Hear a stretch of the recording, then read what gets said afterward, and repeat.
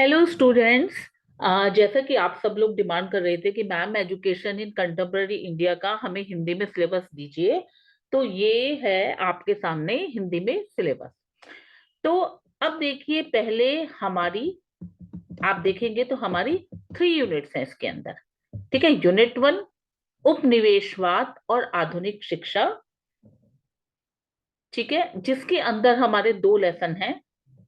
Unit 2 Bharat में school और college जाना, जिसके अंदर 2 लेसन है, 3 और 4। और फिर यूनिट नंबर 3 संविधान शिक्षा और नागरिकता, जिसके अंदर भी हमारे 2 लेसन है। तो देखो स्टूडेंट, इस तरीके से आपके पास 3 यूनिट हैं, हर यूनिट में 2 लेसन है। इसका मतलब आपके पास कितने लेसन हुए? 6 लेसन। ठीक है, तो देखिए बहुत ज्यादा सिलेबस नहीं है पढ़ने के लिए। आप अभी से पढ़ना शुरू करें तो आप एग्जाम तक बहुत अच्छी तैयारी कर सकते हैं।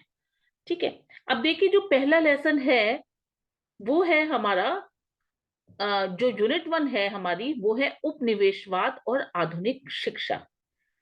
ठीक है, तो हमारा लेसन भी इसी से रिलेटेड है कि उपनिवेशवाद क्या है और आधुनिक शिक्षा किस तरीके से शुरू करी गई थी। तो इस पार्ट 1 में हम हमारे जो पॉइंटर्स हैं वो हैं भारत में आधुनिक शिक्षा।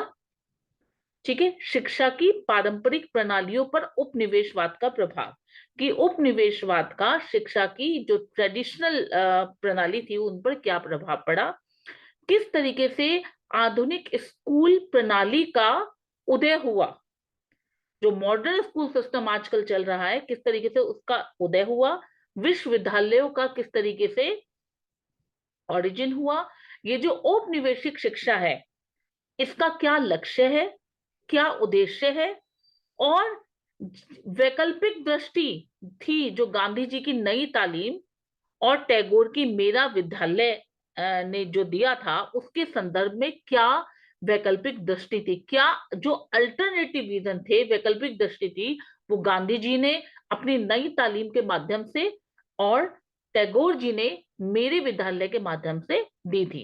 तो देखिए पाठ 1 में क्या हुआ, औपनिवेशिक शिक्षा, फिर आधुनिक शिक्षा, ठीक है, पारंपरिक शिक्षा, गांधी जी की नई तालीम और टैगोर की मेरा विद्यालय। तो मोटे मोटे ये 5 चीजें हैं जो हमने पाठ 1 में पढ़नी है। अब आते हैं पाठ 2 पे, 2 की ओर।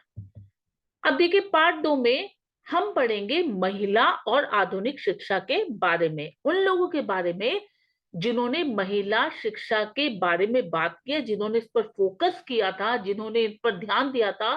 ठीक है, तो उन इनमें हम 4 लोगों के बारे में पढ़ेंगे।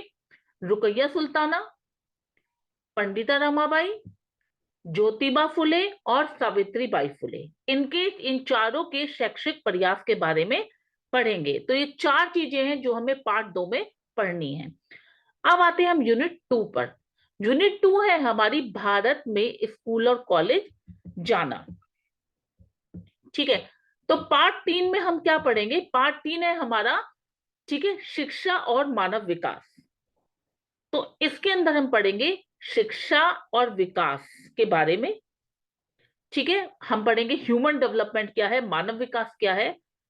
फिर हम पढ़ेंगे मानव विकास सूचकांक पढ़ेंगे, मतलब ह्यूमन डेवलपमेंट इंडेक्स। लिंग विकास सूचकांक मतलब जेंडर डेवलपमेंट इंडेक्स के बारे में पढ़ेंगे।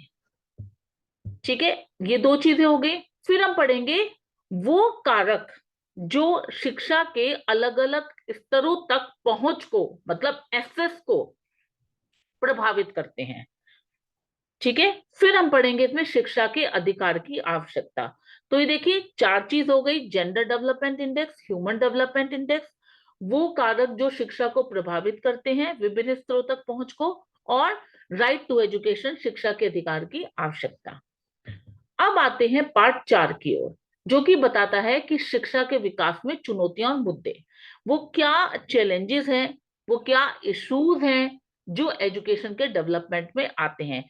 तो ये है क्षेत्रीय विषमताएं, रीजनल डिस्पैरिटीज, पहली चीज। दूसरी, लिंग के बारे में, जेंडर के बारे में।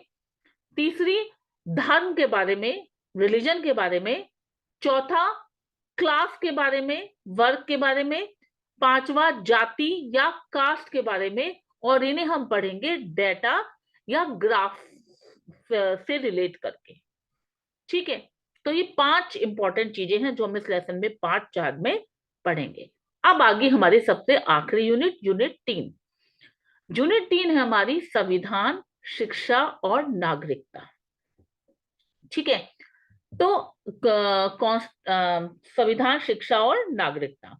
अब इसमें हम पढ़ेंगे पार्ट 5 में कि संवैधानिक मूल्य, जो कॉन्स्टिट्यूशनल वैल्यूज हैं, जो हमारे कॉन्स्टिट्यूशन में दे रखी हैं, उनका क्या महत्व है और वो कितनी शिक्षा के लिए कितनी जरूरी है। फिर हम पढ़ेंगे कि संविधान में शिक्षा के लिए प्रासंगिक प्रावधान, अधिनियम और संशोधन, जो अधिनियम है, जो आर्टिकल्स हैं अलग अलग, उनमें क्या क्या संशोधन हुए वो पढ़ेंगे। धार्मिक अधिकार पढ़ेंगे। अल्पसंख्यक के बारे में पढ़ेंगे कि अल्पसंख्यक, धार्मिक अल्पसंख्यक अधिकार पढ़ेंगे। ठीक है, भाषाई अल्पसंख्यक मतलब लैंग्वेज माइनॉरिटी राइट्स पढ़ेंगे। भेदभाव के खिलाफ अधिकार, समानता का अधिकार, शिक्षा का अधिकार मतलब अपने फंडामेंटल राइट्स के बारे में भी हम पढ़ेंगे। और जो वैल्यूज दे रखी है हमारे संविधान में, उनके उनके बारे में हम पढ़ेंगे। जैसे भाईचारे की वैल्यू दे रखी है, सेक्युलरिज्म की वैल्यू दे रखी है, समाजवाद की वैल्यूज दे रखी है, ये सब वैल्यूज के बारे में हम पढ़ेंगे। अब आ गया हमारा लास्ट लेसन पार्ट 6। ठीक है, पार्ट 6 में हम पढ़ेंगे शिक्षा और केंद्र और राज्य की भूमिका। ठीक है, मतलब शिक्षा के अंदर सेंटर और स्टेट की क्या भूमिका होती है। अब 3 तरह की लिस्ट होती है इसमें हमारी। ठीक है, सेंटर लिस्ट, स्टेट लिस्ट और कॉन्करेंट लिस्ट या समवर्ती लिस्ट जिसे कहते हैं, उनके बारे में पढ़ेंगे। पंचायती राज के बारे में पढ़ेंगे। ठीक है, लोकल जो बॉडीज हैं उनके बारे में पढ़ेंगे। आरटीआई अधिनियम में, आरटीई अधिनियम में जो राइट टू एजुकेशन है उसके बारे में पढ़ेंगे और संशोधन के बारे में पढ़ेंगे। और ये पढ़ेंगे कि शिक्षा में जो न्यायपालिका है, विधायिका है और कार्यपालिका है, इनकी क्या भूमिका है। तो ये था हमारा टोटल सिलेबस आपके एजुकेशन इन कंटेम्परेरी इंडिया का। ठीक है, या समकालीन भारत में शिक्षा का। आई होप ये आप सबको बहुत अच्छे से समझ में आ गया होगा। नहीं समझ में कोई भी दिक्कत हो, ठीक है, तो आप कमेंट बॉक्स में कमेंट करके पूछ सकते हैं मुझसे। ठीक है, कुछ और किसी बारे में आपको कंफ्यूजन हो रही हो वो पूछ सकते हैं। ठीक है, तो अगली वीडियो में मिलते हैं। ठीक है, तो आज के लिए बस इतना ही। And don't forget to like and subscribe.